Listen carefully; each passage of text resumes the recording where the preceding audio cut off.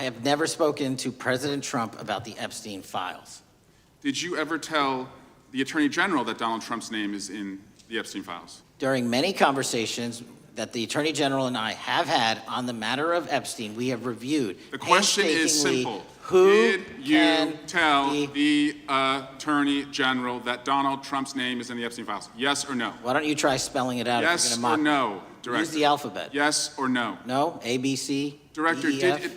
it sounds like you don't want to tell us. Did you tell the Attorney General that Donald Trump's name was in the Epstein files? An FBI director just responded to a yes or no question by reciting the alphabet. In a Senate hearing about the Epstein files, that one moment tells you everything about how this exchange went. Let's go back to the beginning. Director, the first time you saw Donald Trump's name was in the Epstein files. Did you close the files or keep reading? I have reviewed not the entirety of the files, so you haven't reviewed all of the Epstein files? Personally, no. You're the director of the FBI. This is the largest sex trafficking case the FBI has ever been a part of. Buck stops at the top, and your testimony today is you have not reviewed all the files. What I've been doing is been busy providing the safest country this country has seen in modern U.S. history in historic speed, because the men and women of the FBI are given the resources to reduce the homicide rate, to reduce the drug trafficking rate, to reduce the amount of children that are being trafficked and the number of pedophiles. It sounds like those children being trafficked would appreciate the director reviewing the files. You said you don't know the number of times Trump's name appears in the files, so it could at least be 1,000 times. Is that right? The number is a total misleading factor. We have not released anyone's name in the Epstein files that has not been credible. Director, could it at least be 1,000 times? We have released every piece of legally permissible information. Okay, you can characterize the numbers however you want it. You're claiming my time, Director. It sounds like if you don't know the number, it could at least be 1,000 times. It's not.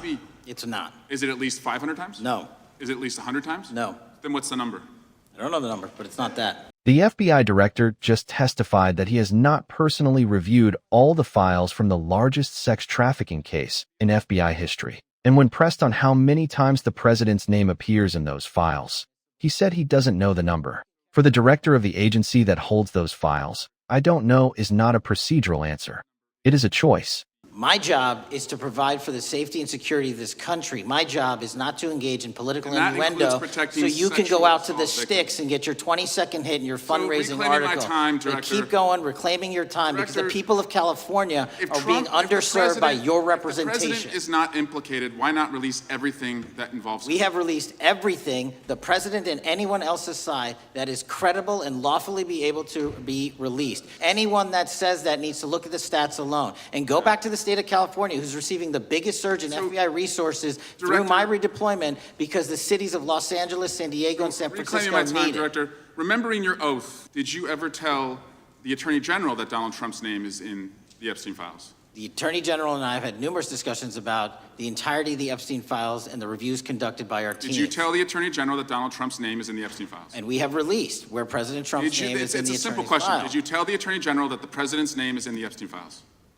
During many conversations that the Attorney General and I have had on the matter of Epstein, we have reviewed. The question is simple. Who did you tell the Attorney General that Donald Trump's name is in the Epstein files? Yes or no? Why don't you try spelling it out? Yes or no, Director? Use the alphabet. Yes or no? No? A, B, C, Director, D, E, F? it sounds like you don't want to tell us. Did you tell the Attorney General that Donald Trump's name was in the Epstein files? Count how many times that question was asked. The same question, did you tell the Attorney General that Donald Trump's name is in the Epstein files, was asked repeatedly and never received a direct answer. Under oath, in a Senate oversight hearing, at some point repetition without an answer becomes its own answer. Director, did Donald Trump ever say to you, just find and release the entire truth? Don't worry if I'm in it? The instructions from the administration were to release all credible information, and we have done that. Did Donald Trump ever provide information about Jeffrey Epstein as an informant? Donald Trump has not been, and I can only speak for the FBI, an informant of the FBI. It sounds like you don't want to tell us. Did you tell the Attorney General that Donald Trump's name was in the Epstein files?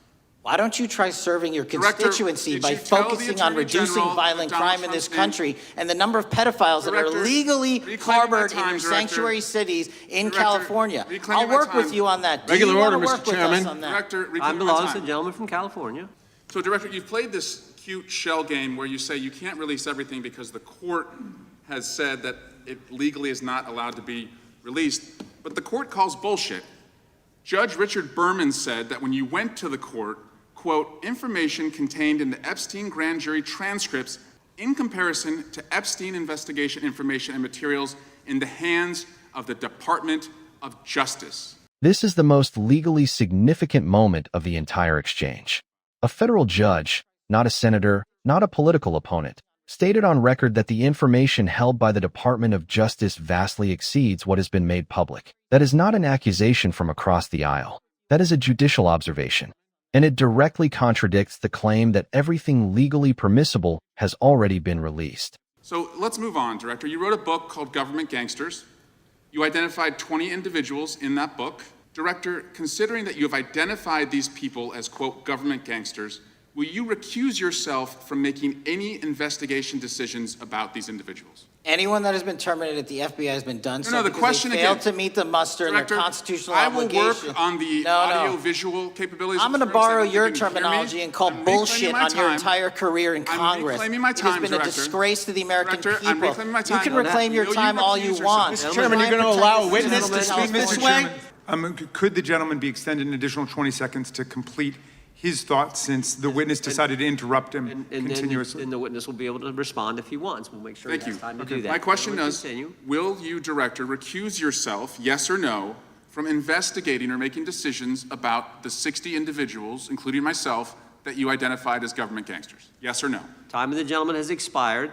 The witness may respond if he would like. And the answer was no, as I heard. This is where the hearing completely breaks down.